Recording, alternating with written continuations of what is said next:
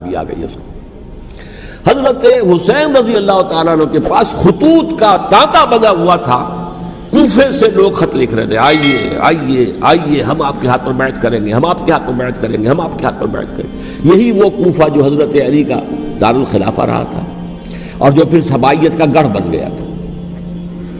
چنانچہ حضرت حسین نے حضرت مسلم بن عقیل کو بھیجا وہاں پر کہ میرے نمائندے کی حیثیت سے جا کر وہاں پر بیعت لو۔ 10-12 ہزار افراد نے بیعت کر لی، لیکن اس کے بعد یزید کی طرف سے گورنر بنا کے بھیجا گیا ابن زیاد کو۔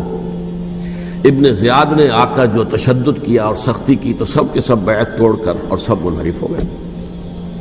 مخلصین تو وہ تھے نہیں، الکوفی لایوفی، کوفی جو ہے وہ تو کوئی وعدہ وفا کرنے والا ہوتا ہی نہیں، بیعت توڑ دی۔ فمن نقص فانما ينقص على نفسه، بیعت کے بعد بیعت توڑ دینا بہت بڑا گناہ ہے، توڑ دی۔ ادھر اطلاع مل گئی حضرت حسین کو، چل چکے تھے وہ، راستے میں تھے کہ وہاں تو مسلم بن عقیل شہید ہو گئے اور سب لوگوں نے بیعت توڑ دی۔ اب واپس جانا چاہتے تھے لیکن مسلم بن عقیل کے بیٹے جو ہے اڑ گئے۔ یہ عرب کی اپنی ایک جو ہے پرانی ان کی حمیت اور ان کا قبائلی نظام کہ اب ہم اپنے والد کے خون کا قصاص لیے بغیر نہیں جائیں گے۔ حضرت حسین رضی اللہ تعالیٰ عنہ کی مروت اور شرافت کہ یہ میرا ساتھ دینے کے لیے آئے تھے، اب میں ان کا ساتھ نہ دوں تو یہ تو شرافت اور مروت کے خلاف ہے۔ کہا اچھا چلو چلتے۔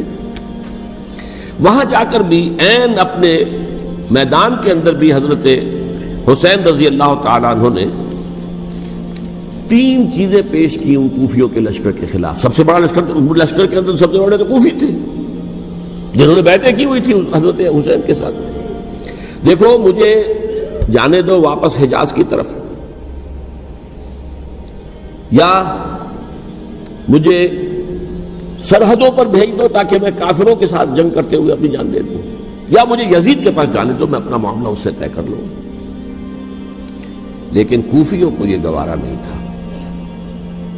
اگر یہ یزید کے پاس پہنچ گئے تو ہمارا کچا چٹھا بیان کر دیں گے کہ مجھے تو ان لوگوں نے ورغلا کر بلایا تھا۔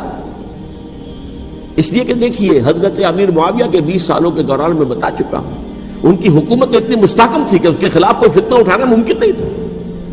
اب چونکہ ایک چینج اوور ہوا تھا، اور چینج اوور میں آپ کو معلوم ہوتا ہے کہ ایک جس کو کہتے ہیں every thing is in the melting پاٹ، ابھی تو یہ درمیان کے اندر معاملہ ہے، تو انہیں موقع ملا، سر اٹھایا حضرت حسین رضی اللہ تعالیٰ عنہ کو، جو خطوط لکھے جس کے کہ تھیلے کے تھیلے اور بوریوں کی بوریاں بھری ہوئی حضرت حسین کے ساتھ تھی، وہ کہا کہ آئیے ہم آپ سے بیعت کریں گے۔ انہوں نے نہیں مانا، اور اصل میں حضرت حسین کے قاتل وہ کوفی ہیں، وہ بزدل، وہ منافق جنہوں نے بیعت کر کے بیعت توڑی۔ اور اب وہ آ گئے کہ اگر یہ حسین رضی اللہ تعالیٰ عنہ بچ کر کہیں یزید کے پاس پہنچ گئے تو پھر ہمارا کچا چٹھا جو ہے وہ سامنے آ جائے گا اور ہماری پھر شامت آ جائے گی۔ لہذا انہوں نے قتل کیا حضرت حسین کو رضی اللہ تعالیٰ۔ ایک بات جو علامہ ڈاکٹر قلب صادق نے فرمائی، اور مجھے میرے علم میں یہ بات پہلے نہیں تھی، وہ یہ کہ حضرت حسین کے قتل کا فتویٰ ایک بہت بڑے مفتی نے دیا تھا۔ یہ بات بھی ذرا سمجھ لیجیے، حضرت حسین رضی اللہ تعالیٰ عنہ کے قتل کا فتویٰ ایک بہت بڑے مفتی نے دیا تھا۔ کیوں دیا تھا؟ اس لیے کہ حضور کی احادیث موجود ہیں کہ جب ایک شخص کی ایک خلیفہ کی بیعت ہو جائے تو دوسرا اگر کھڑا ہو تو اسے قتل کر دو، کھلی حدیث۔ اسی لیے ایک بہت بڑے مفسر بھی ہیں، فقیہ بھی ہیں، قاضی ابن العربی رحمۃ اللہ علیہ۔ ایک ابن عربی ہیں الف لام کے بغیر، ابن عربی، وہ بہت بڑے صوفی ہیں، فلسفی ہیں، اندلس کے ہیں۔ یہ قاضی ابن العربی ہیں جنہوں نے قرآن کی ایک تفسیر لکھی ہے اس اعتبار سے کہ صرف ان آیات کی تفسیر جن سے کہ فقہی احکام جو ہے ان کا استنباط ہوتا ہے۔ یہ 2 تفسیریں اس طور سے لکھی گئی ہیں قرآن مجید کی، احکام القرآن ان کا نام ہے دونوں کا، جن میں سے ایک جو ہے قاضی ابن العربی کی ہے۔ ان کا ایک جملہ نقل ہوتا ہے، قتل الحسین بسیف جدہ، حسین قتل ہو گئے اپنے ہی نانا کی تلوار سے۔ وہ تلوار کیا تھی؟